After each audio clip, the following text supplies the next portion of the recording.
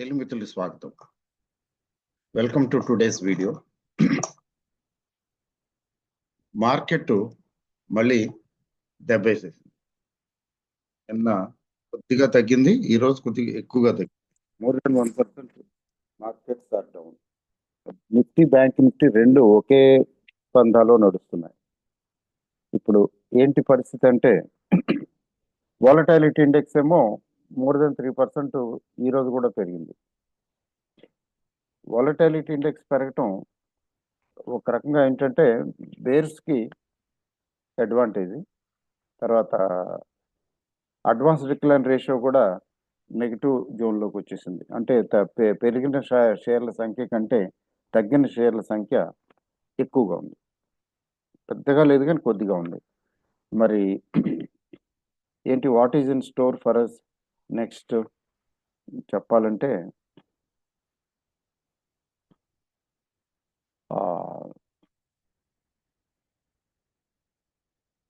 Bank Nifty చూడండి. Bank Nifty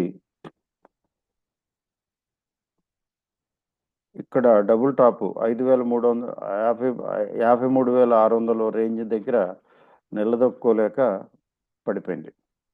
ఇది ఇక్కడ వరకు ఉంది, 53,325 వరకు ఉంది. అక్కడ స్ట్రాంగ్ సపోర్ట్ ఉంది బ్యాంక్ నిఫ్టీకి. మంత్లీ సెటిల్మెంట్ కదా, ఇప్పుడు వీక్లీ సెటిల్మెంట్ కాదు కాబట్టి టెన్షన్ లేదు. అంటే 52,400, 52,350 అట్లా తీసుకోండి. 52,300, 350 రేంజ్ వరకు స్కోప్ ఉంది. అంతవరకు రాకపోవచ్చు కూడా, ఎందుకంటే వరుసన రెండు రోజులు తగ్గితే 3 రోజులు, 3 రోజులు తగ్గితే మళ్ళీ బయింగ్ వచ్చేస్తున్నది. ఇప్పుడు RSI ఇట్ ఈ స్టిల్ ఇంటాక్ట్, 53 ఉంది, అంటే బుల్లిష్ జోన్లోనే ఉంది. MACD కూడా బుల్ జోన్లోనే ఉంది. అయితే రెండు లైన్లు ఒకే చోట ఉన్నాయి. ఇక్కడి నుంచి ప్రయాణం ఎటు ఉన్నది చూడాలి. మరి నిఫ్టీ తీసుకున్నట్లయితే నిఫ్టీ కూడా అంతే, అదే పరిస్థితి. నిఫ్టీ చూడండి, 24,300 దగ్గరికి వచ్చి ఆగింది. 24,800 ఎక్కడ, 24,300 ఎక్కడ. 800 దాకా వెళ్ళి 750, 800 దాకా వెళ్ళి మళ్ళీ 350కి వచ్చింది. ఇక్కడ 400 పాయింట్లు ఇట్ హ్యాస్ లాస్ట్.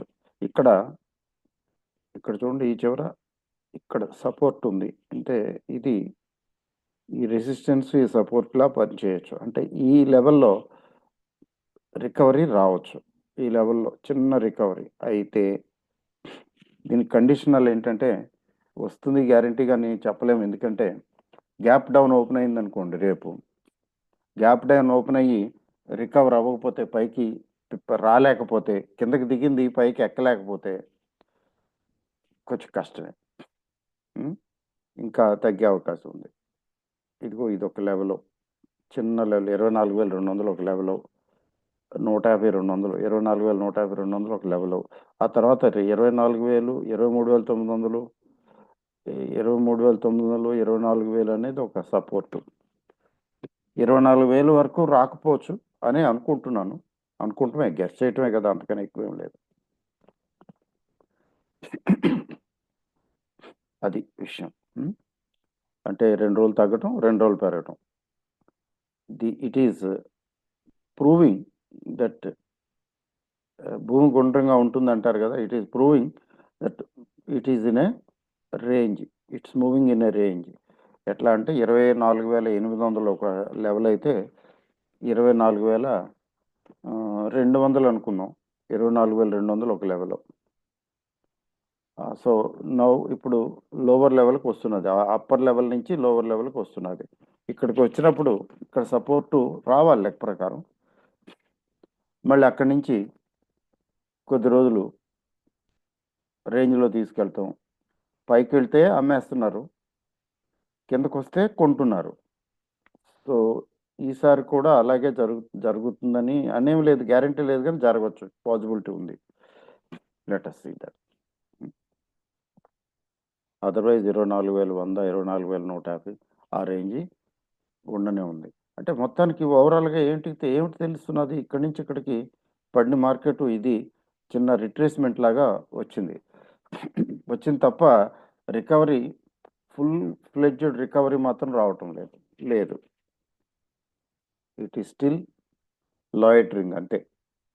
సో ఇక్కడ ఉన్నటువంటి పొజిషన్ ఇది. మరి స్టాక్స్ తీసుకున్నట్లయితే ఏవి నిఫ్టీ 50లో మాత్రం stocks they are not showing any strength. ప్రత్యేకించి ఏమీ లేదు. మనం కావాలంటే we can see heat map చూద్దాం.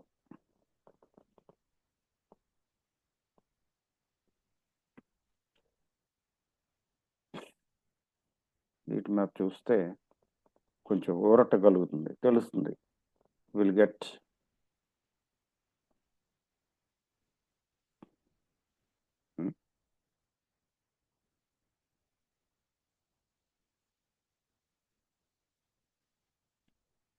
చూడండి నిఫ్టీ హీట్ మ్యాప్ చూస్తే సిప్లా అనేది ఒకటి ఉంది కంపెనీ.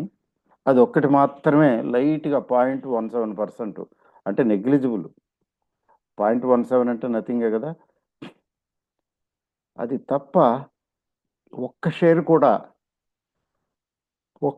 కూడా పెరగలేదండి నిఫ్టీ 50లో. ఒక్క షేర్ కూడా పెరగలేదంటే చాలా ఘోరం. తగ్గటం అయితే పెద్దగా తగ్గలేదు, 5% 4% లేని తగ్గల. 5% 4% తగ్గడానికి ఏముందండి, అన్నీ తగ్గే ఉన్నాయి కదా.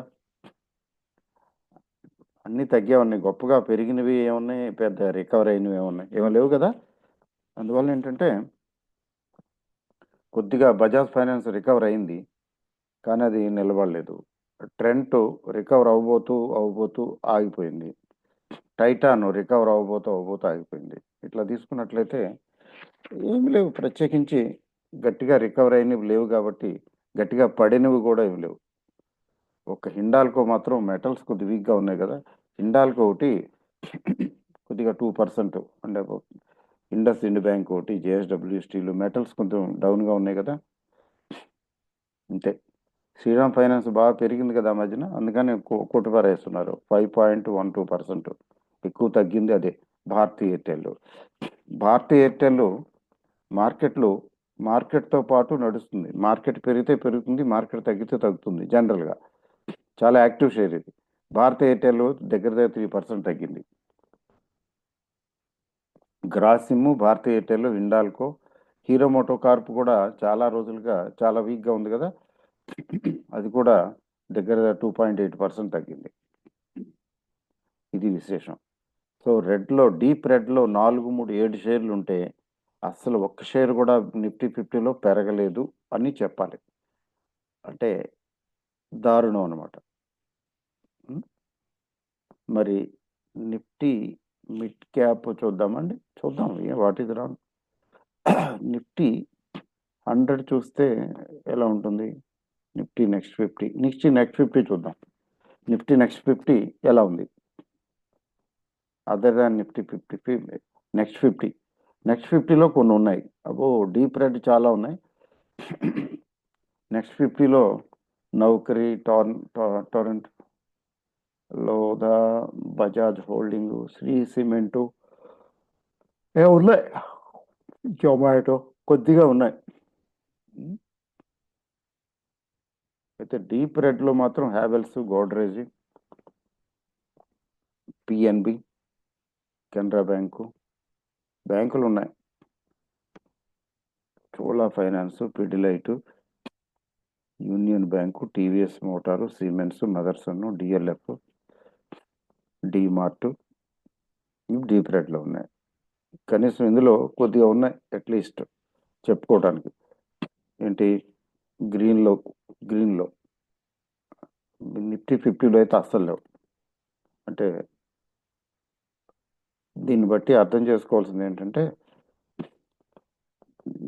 నిఫ్టీ 50 స్టాక్స్ మీద కాన్సన్ట్రేషన్ క్యాంప్ పెట్టారనమాట. పడేయాలని కంకణం కట్టుకున్నారు అనమాట. అవి పడేస్తున్నారు ఎక్కువ. నిఫ్టీ మిడ్ క్యాప్ 100 చూద్దాం. ఇందులో ఎక్కువ గ్రీన్ ఉండాలి లెక్క ప్రకారం. ఎస్. సో ఇందులో గ్రీన్ ఎక్కువ ఉంది.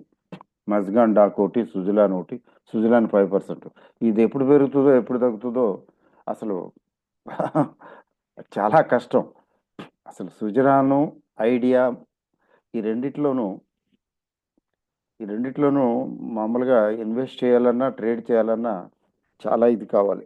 ఎప్పుడు ఏమవుతుందో తెలియదు. అందుకని అట్లాంటివి యాక్చువల్గా అవాయిడ్ చేయాలి, ఇన్వెస్ట్మెంట్కి కానీ దేనికి కానీ. లేదు చేసుంటే ప్రాఫిట్ వస్తే ఏదో స్టేజ్లో బయటకు వచ్చేసి చూడటమే. అమ్మో పెరిగిపోయింది అనవసరంగా అమ్మేశానని కంగారు పడాల్సిన పని లేదు. తర్వాత వాళ్ళు కొన్నారు వీళ్ళు కొన్నారని మనం కొనటం, అది వాళ్ళు కొన్నవాళ్ళు ఎప్పుడు అమ్మేస్తారో తెలియదు కదా మనకి. So Mazagon dock, Suzlon, Oberoi realty, Max health అవి 2% రేంజ్లో అయితే ఉన్నాయి, బాగానే ఉన్నాయి. నంబర్ ఆఫ్ స్టాక్స్ డిక్సాన్ ఈరోజు కూడా లైట్గా పెరిగింది. పెట్రోనెట్ ఎల్ఎన్జీ 1% పెరిగింది. పేటిఎం పెరుగుతూ ఉంది కదా ఈ మధ్యన 1014. Good, but it is not enough. 2500కి వాళ్ళు ఇష్యూ చేశారు. అయితే రెడ్లో మాత్రం ఎక్కువ ఉన్నాయి. 100 స్టాక్స్లో రెడ్లో ఎక్కువ ఉన్నాయి. డీప్ రెడ్లో కూడా గట్టిగానే ఉన్నాయి. డీప్ రెడ్లో సెయిలు, ఇండస్ టవర్, వోల్టాసు, అట్లా ఏసీసీ, ఎన్ఎండిసి ఇవన్నీ ఉన్నాయి. ABC capital, Aditya Birla capital, Patanjali కూడా. పతంజలి ఆ మధ్యన కొంచెం బుల్లిష్గా ఉందని అనుకున్నాం, కానీ ఐజీఎల్ ఒకటి కొంచెం బుల్లిష్గా ఉంది అనుకున్నాం, కానీ కొట్టిపారేశారు. Indian bank, LIC housing finance ఇవన్నీ, oil India, Delhivery. So conclusion ఏంటంటే, let us come to conclusion.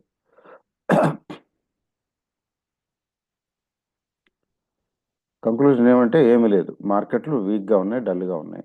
But ఒక విషయం గుర్తుపెట్టుకోవాలి,